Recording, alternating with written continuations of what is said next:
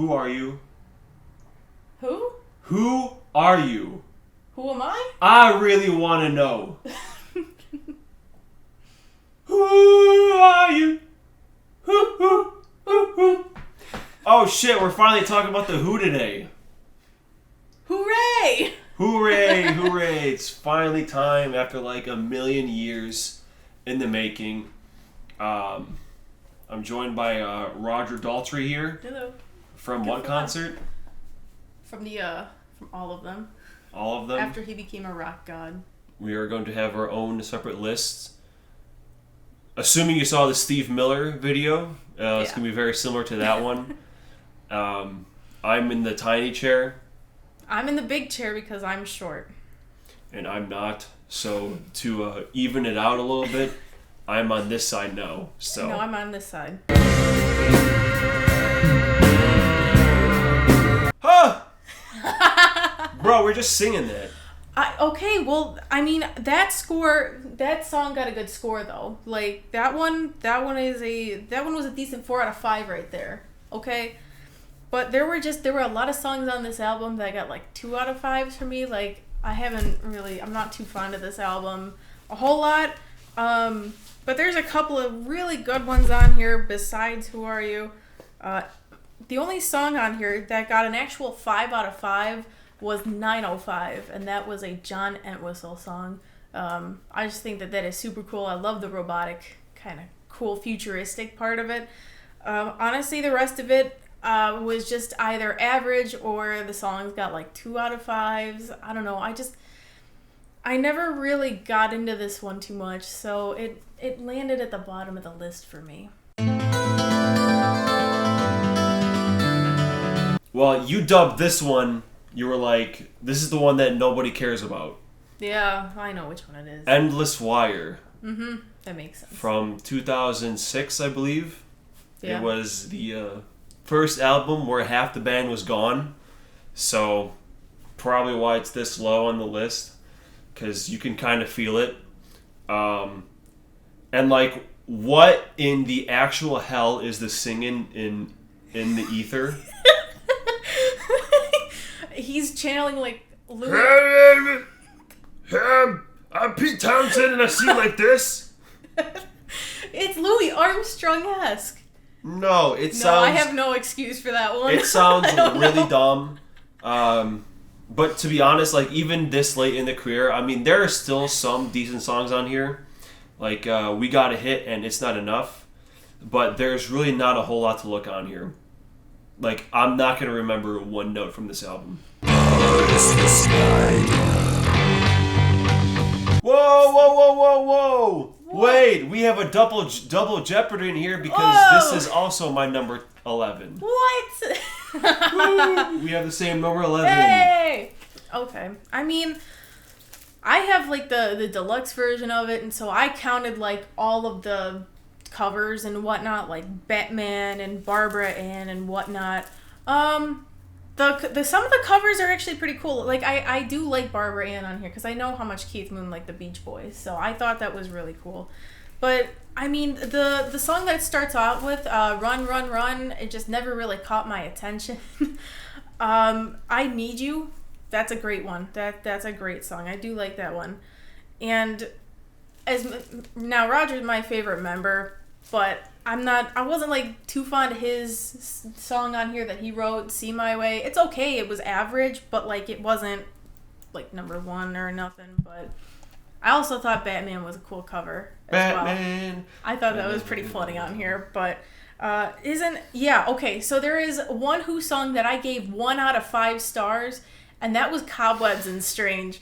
I'm sorry, but I just can't. I think I've listened to it like twice in my life now, and I can't listen to it anymore. I'm sorry, but the rest of it was just kind of not great, but not horrible. Yeah, honestly, I knew even before we started listening to The Who, that I was not going to like these first couple that much. Because even on the greatest hits with like My Generation and shit like that, I never really liked that song. So, oh, wow. Like, I mean, these first couple Who albums, I'm just like, yeah, they're kind of whatever. But So Sad About Us, I thought that was a nice song. only yeah. because it sounded like the Beatles. Yeah, okay, it does. It does, though. Yeah, Cobwebs and Strange. Yeah, you got that right. Thank you. But yeah, just kind of like Endless Wire. Not a lot on here stand out. But doesn't this have Boris the Spider? It does, and I really do like Boris the Spider. Boris the Spider is the reason it's above fucking Endless Wire. Okay, all Because right. at least I remember it. Yeah, well, Unlike... how could you not remember it? It's a song about a spider. Boris the Spider. Creepy... Whatever, I don't know. Yeah, Creepy Crawly. Creepy Crawlies. Are you going to sound like all of them today? No, but those are two very distinct vocal styles. You got half the band. Yeah, kind of like you were saying, there's not a whole lot of standout songs on this one. I mean, there were a couple that I really liked on here, like Black Widow's Eyes. I think that song is actually in my top 10 favorite Who songs. That one was a great one. Tea in Theater, I rated a 5 out of 5, that one. And then you said It's Not Enough was one of them, was a really good one as well. And Trilby's Piano, I like Pete's voice on that one. It's just very nice and very soft and kind of flowy. But yeah, those were most of the standout songs. I mean, there's not a whole lot on here. And there's a lot of songs on here. It's a really long album, and I kind of wish they would have made it into a concept album if they were going to go to all that trouble. But yeah, it just doesn't really stick with me. Just more decent songs on this one. We got Eminence Front, I thought was cool and funky, although perhaps a little bit too repetitive. Like it just kind of does the same thing the whole time. It does. I've Known No War is pretty great. Cry If You got kind of annoying though. Cry If You Want. Cry If You Want. There you go. That song kind of got annoying. But yeah, this is just kind of more okay stuff. We're still in the average territory, but it still has a couple more better songs than the other albums. But frankly, I think this is where the Who died. Oof. Sorry, but one literally like one of the greatest rhythm sections are gone. You can kind of hear it. Hey, they got a good drummer on here. He's one of my favorites. He's good, but he's no Keith Moon. He's one of my favorites of all time. We're gonna come back to this one. Only because you talked to him. No, even beforehand. Even beforehand. I mean, okay. Here's the thing. I like British rock. British invasion stuff is cool. This one's kind of bluesy a little bit, and you know that I like the blues. But a lot of these songs just, like, I don't know, a lot of these albums just aren't sticking with me. Like, obviously, like, the top 5 ones are or nothing like that, but there's just not a whole lot of standout songs on here. I mean, The Kids Are Alright. Okay, that's 5 out of 5 right there, but I think that's probably the only one. I Can't Explain. Now, that one technically was a bonus track. So I did count that one. So that one kind of bumped it up a little bit, but not a whole lot. But honestly, these are just kind of like shorter songs that are kind of a little poppy for the time a little bit. Maybe a little bluesy here and there. Like, what was it? I'm a Man? Yeah, I'm a Man was pretty bluesy. But not too many standout songs. Not a lot that really stick with me. I can't wait to talk about other albums. Let's just say that. Uh-oh, we got another double whammy in the house. No kidding. This next up is also My Generation. Ah. And holy shit, that's going to brick like hell. Wow. Anyway, I actually wrote down a lot about this album. Mostly because, at the time it was released, I guess people went crazy for this. Yeah. And yeah, maybe back in 66 or whatever, it was legendary, but I don't think so much anymore. Yeah. But title track is pretty okay. Yeah. The ending, we call him Loony Moony, Moon the Loon. Yeah, Moon the Loon, there he is. Yeah, definitely living up to his name, probably where he got it. Yeah. It's Not True is a pretty solid tune. Vocal melody's nice and catchy. I think The Ox was my favorite song on here. Ooh, you're going with John Entwistle, The Ox. Yeah, nice chunky riffs, piano's going ham the whole time, and just like Keith on the toms. Pretty awesome. But besides that, like I said earlier, this early Who just not really my thing. Although I guess there's a couple decent songs on this one. Being a radio nerd, I do appreciate the fact that this is a like pirated radio station style type of thing where they have songs and they made their own commercials and stuff. Now I know that a lot of the companies like Coca-Cola did not like the commercials that they did. I don't know why. I think it'd be pretty cool. Like if I had my own brand, somebody was singing positive stuff about it or just singing about it. Like I think that would be pretty cool. But that part I really did like about it. But there's a lot of those commercials that they did they were like 2 out of 5s for me. Like Medic, that was a 2 out of 5. Odorona was a 2 out of 5. I mean, Heinz Baked Beans was a 2 out of 5. I'm sorry, but you know, there were some pretty standout songs on here, like Tattoo. I don't know. I love those vocals between Roger and Pete kind of harmonizing. I thought that was great, and obviously I Can See for Miles is on here. I Can't Reach You is a really nice song. I love that. Could kind of relate to it when I was a little tad younger, a little bit. Yeah, I think that was... Oh, and the song that I gave 5 out of 5, obviously, Glow Girl, which is a bonus song. So it's not on the vinyl version, but like you can find it. But Glow Girl is fantastic. But a lot of these songs, again, didn't necessarily stick with me as much as I would have liked to, even though it was a real cool styled album. From the first to the last, or Oof. possibly last. I don't know. Not confirmed, but like... Yeah, hopefully not. You could kind of figure. No, it's not their last. It's probably the last. Funny story with this one. I could tell you exactly what I was doing the first time I heard this, because I still remember.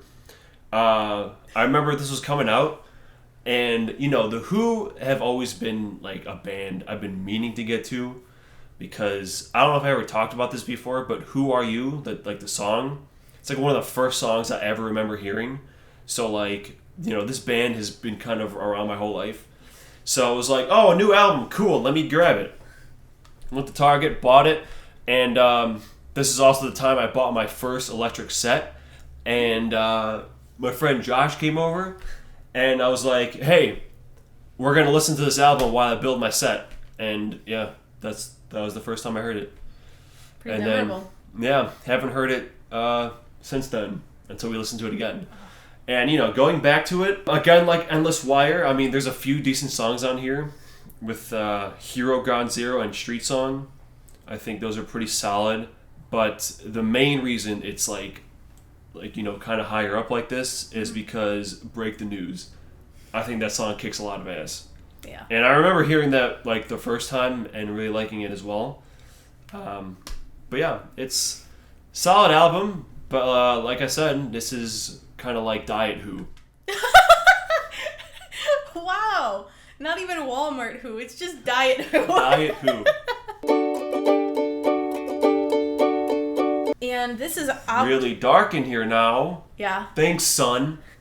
This is obviously a used copy because somebody already connected the dots. Thanks for taking all the fun out of it.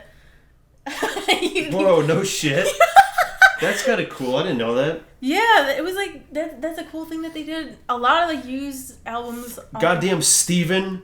I know, it's Ooh. always a Steve, isn't it? Steven, I don't know what the last name says. I don't know either. So shout out to Steve something for filling in all of the dots already. Thanks. Anyway, so we're getting a little bit better here. We're getting a little bit better on the Who by numbers.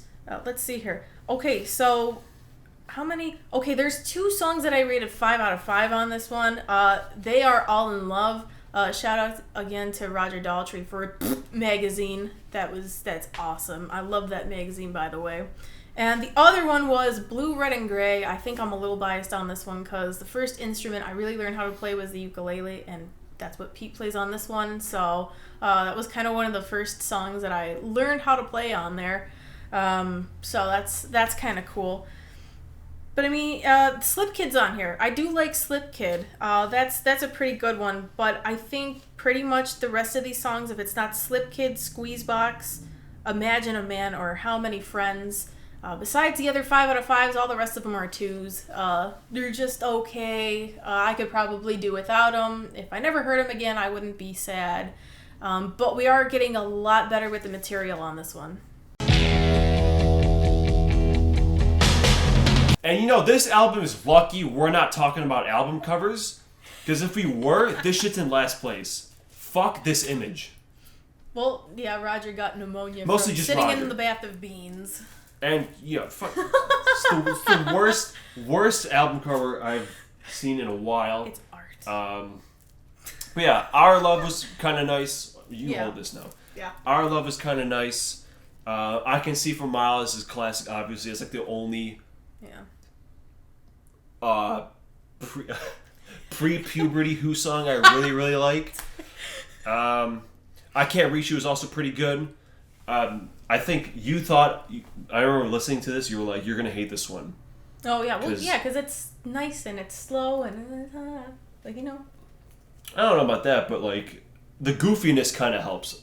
All the radio ads and stuff. Yeah. It makes it fun to listen to, at the very least. It does. It's like you're listening to the radio, but it's like kooky radio. Yeah. Goofy radio, like Grand Theft Auto radio.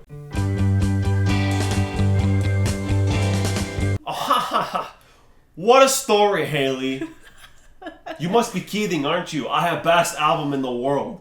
Oh, hi, Mark. I have best album ever.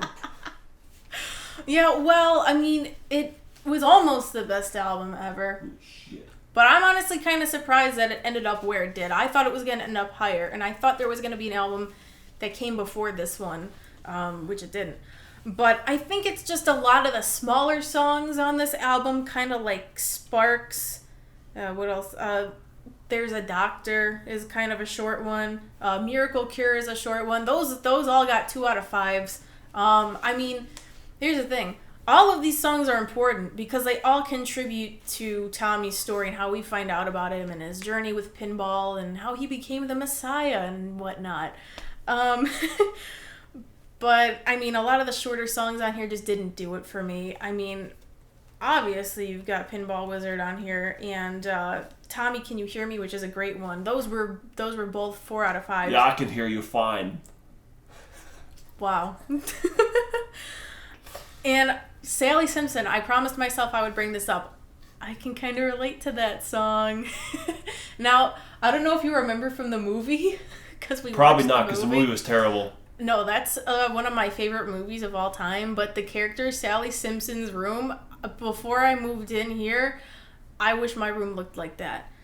But anyway, the only song on here that got 5 out of 5 was We're Not Gonna Take It, which also has See Me, Feel Me at the end of it, because it literally goes from this, like, we're not gonna take it, to this nice... We're not gonna take it.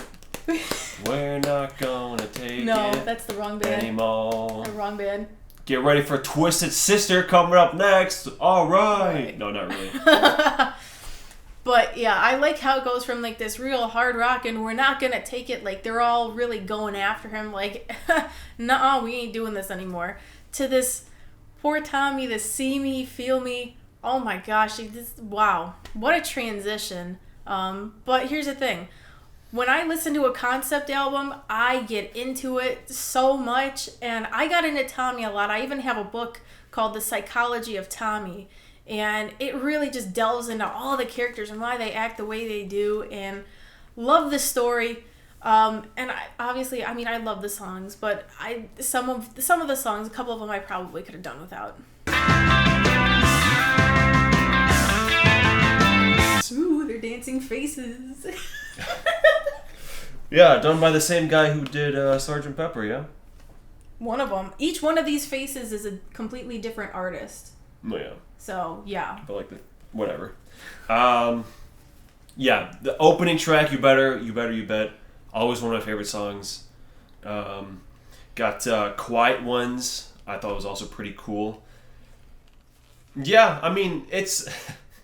I don't have as much to say on this band as you do, but like it's I think consistently better than most of the stuff, I guess all the stuff underneath it, but like I'm sorry, it's doing what I do. It pains me to listen to a band lose. It's like if Zeppelin kept going after Bonham, it definitely would not have been as good. and you can very clearly see it. You know what? Go down in the comments. You're gonna write hashtag Kenny Love, all right? Please give him some love. I mean, he's fine.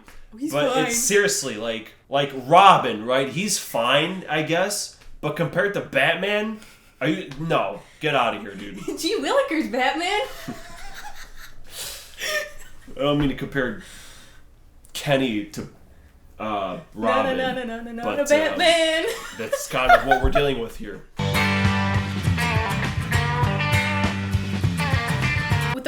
With the system that I ranked all the albums and stuff, I kind of got it from you.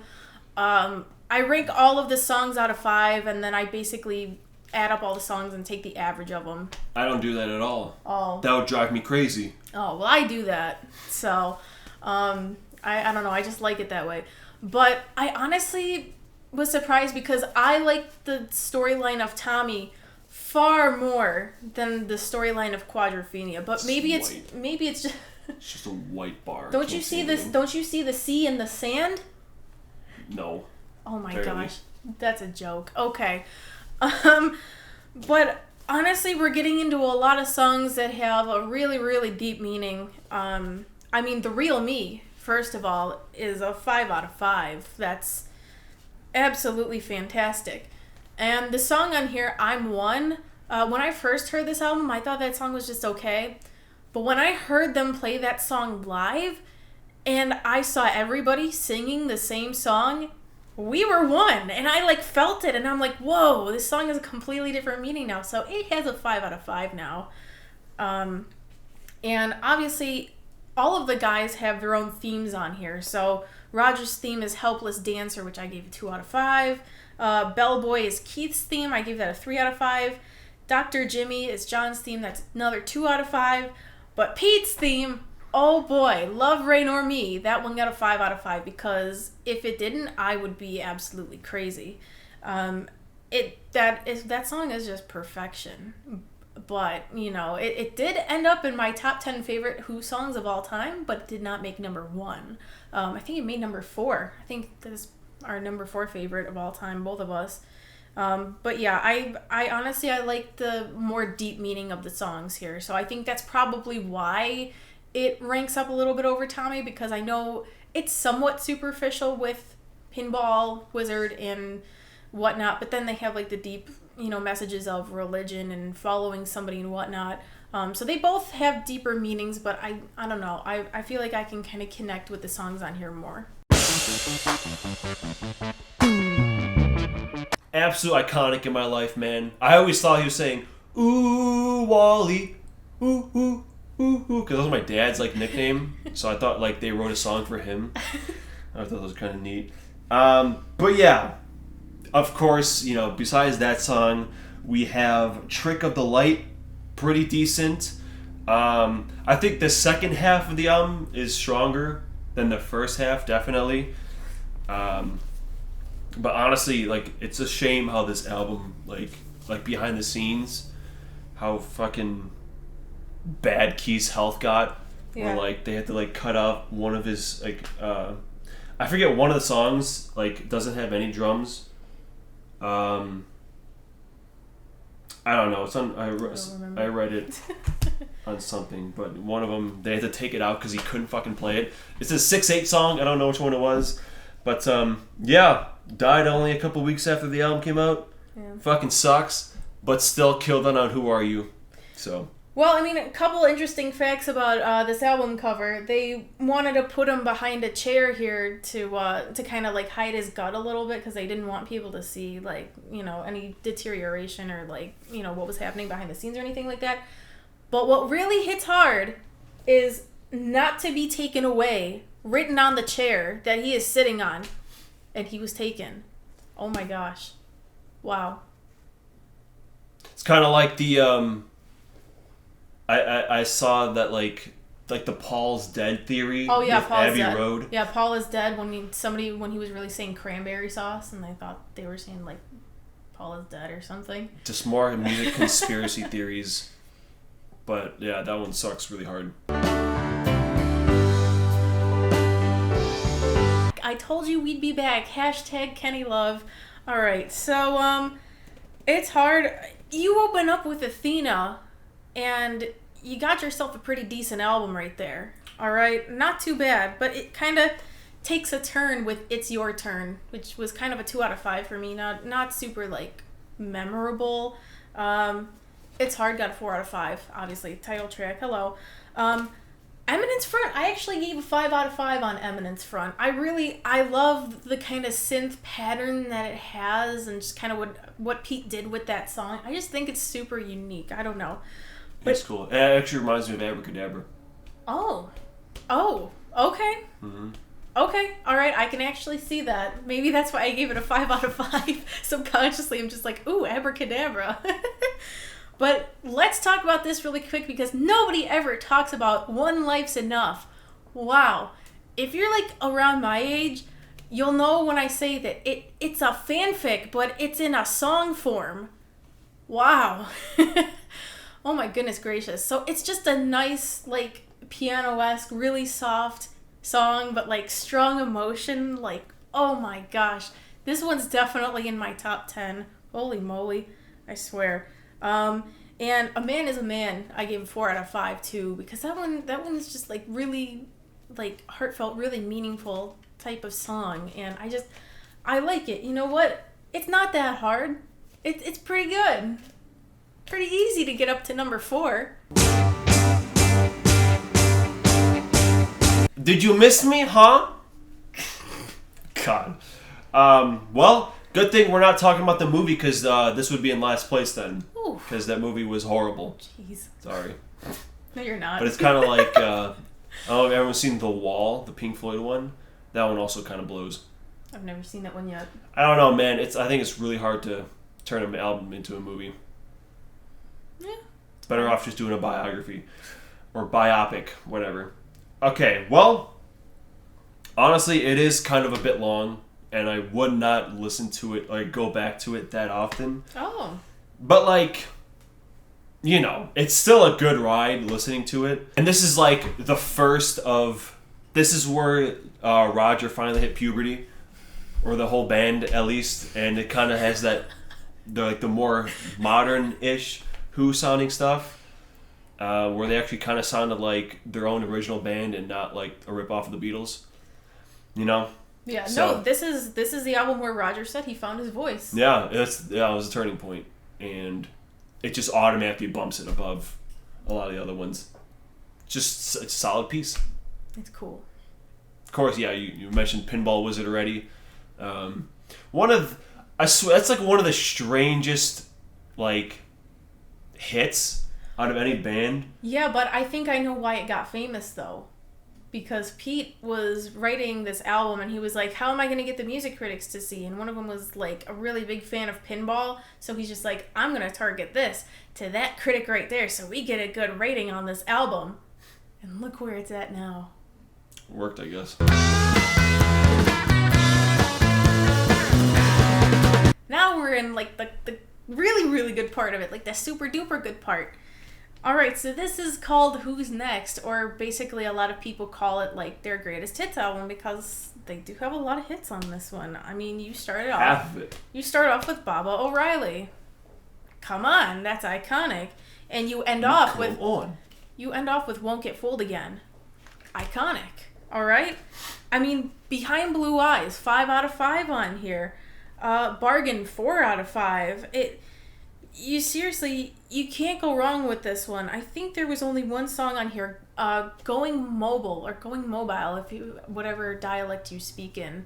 That one was okay. It's kind of a fun song. It's a fun song. But I guess I don't know, I can't relate to it. I like to stay in one place for quite some time, so I can't really relate to it that much. But This Song Is Over is a really, really nice one. It's kind of like, it almost kind of reminded me of when I was in college and I was going from like an English major to a broadcasting major. I'm like, this song is over kind of like thing. Like a new chapter almost. But honestly, like, My Wife. I love My Wife. And My Wife? I don't know. I just really like the horn section on here. She is boring. Wow. Alright, I'm done with impressions this video. Okay, I'm not gonna hold you to that. But I really like the horn section in this one, and to know that like John Entwistle did all that is just like super cool, because that means he was kind of like a nerd a little bit, but now he's like in this cool band. So this just goes to show you can go from nerd to super cool, like band kid to like classic rocker, like iconic. But honestly, his wife, when he wrote this song, thought that it was a really funny joke, and I mean honestly it was. So good on you, and just way to go. This is a really, really good, iconic album. All right, Grayson V, this one goes out to you. He recommended me this album on the thing. You have really good taste. But I was good like, job. hey man, I'm gonna get to that eventually anyway. And here we are. It's a loose concept about the value of youth, very similar to Tommy, but with a darker tone. And the entire thing was written by Pete. Woohoo, go Pete. So, yeah, I definitely, obviously like it better than Tommy. Just a little bit, only one spot above it. But, same. Like, I think a really cool thing they did was they kept teasing Love Rain on Me over the entire album. So by the time you actually get to that song, like, that was always one of my favorite songs, but listening to the album makes it so much better because it's such like a great release when it finally gets to the actual song. Yeah. Really, really good shit there. Yeah, Punk and Godfather, what do they call him, Mr. Thunderfingers? Yeah, Thunderfingers. Thunderfingers, I think it really showcases him. And then we have 515. It's just a big old jam, and now we're red. Hey, it's the because the sun's setting. It's a lovely sunset. But yeah, just very similar. Exactly what I said about Tommy. Like, it is really long, but like it's definitely better. And Love Rain Over Me. Indeed. Good ass song. Face dances. Okay, you gotta make them dance now. There you go. All right. Face dances. You start the album off just like, with Athena. You start off with You Better You Bet. And that is my favorite Who song of all time, hands down. Okay? There you go. You Better You Bet. It's doing the worm. Wow, lovely face dances. And then the next song, Don't Let Go the Coat. 5 out of 5 on that one too. Are you kidding me? Oh my gosh, that's so nice. It's just like, at least the way I interpret it, it's like you don't want to let go of the things that you already know. And I am the same way, so can very much relate to that song. A couple of songs on here got a 2 out of 5. Cash, and Daily Records. I don't know, those ones are just okay. But I know you brought up The Quiet One, and I love The Quiet One. In college, like, I played that song on the radio, like, that was my anthem because I was the quiet one, and I still kind of am. But obviously I can't for a video. But there's 3 songs on here, at least 3, there are 5 out of 5s, like, wow. And then I also did count a few of, like, somewhat kind of a bonus song. I Like Nightmares is a 4 out of 5, hands down. Wow, I love that song. It's kind of dark and kooky and fun at the same time. It's so cool. And then you have It's In You and Somebody Save Me, both at a 3 out of 5. Like, yeah, like, definitely. I do recommend listening to those songs. Like, please do. Great album, and it's the first one with Kenny, and I did interview Kenny, and he is awesome. He's always been one of my favorite drummers ever since I discovered the Small Faces. And when I found out that he was in the Who at one point, I went nuts because I was like, no way, I love the Who. So Face Dances at number 2, and such a very solid album it is. You do the hokey pokey, then you shake it all about. That's what it's all about. I was making it do the hokey pokey, and I was in the cha-cha slide as well. So it was dancing.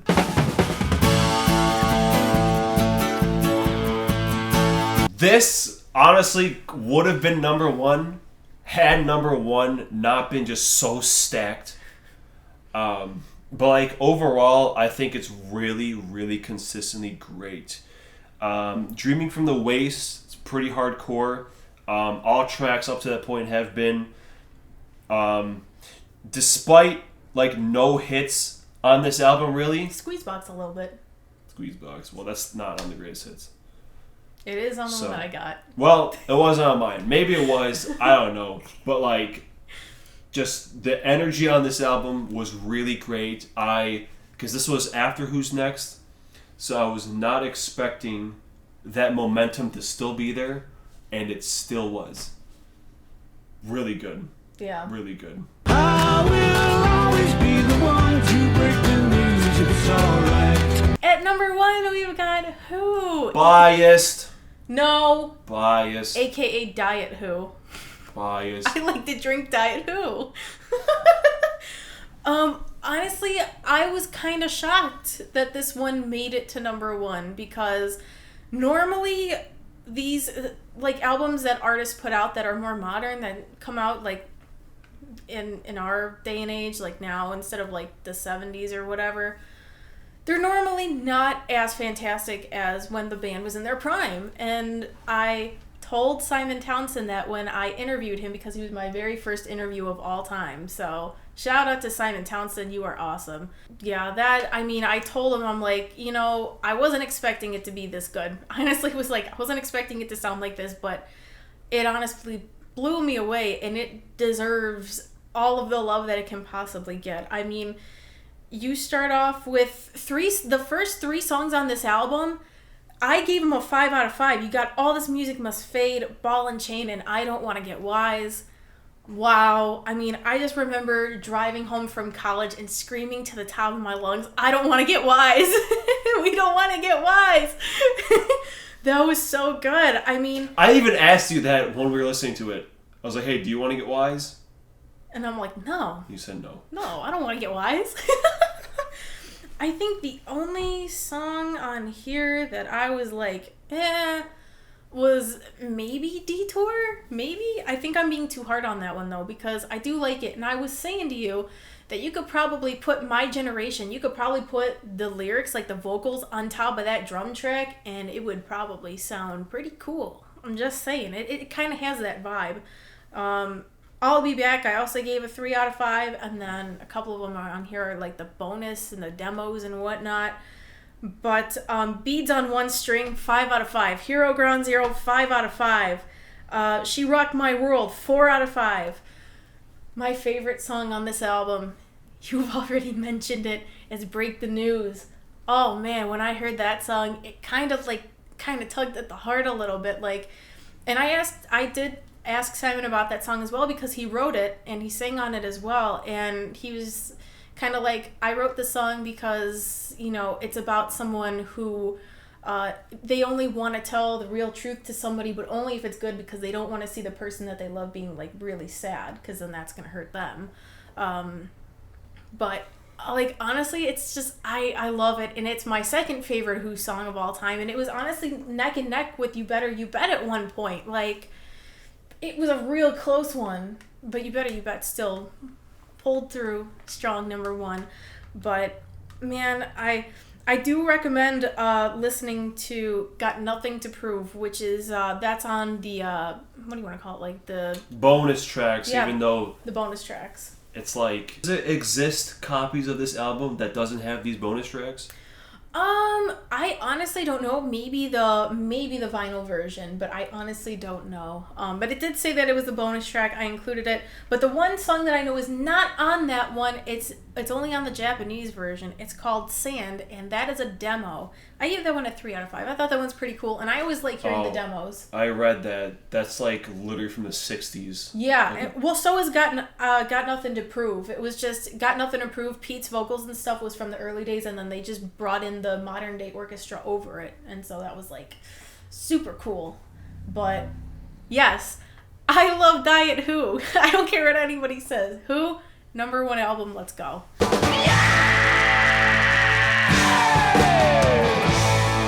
Olivia, all I wrote was super stacked. It's the P album.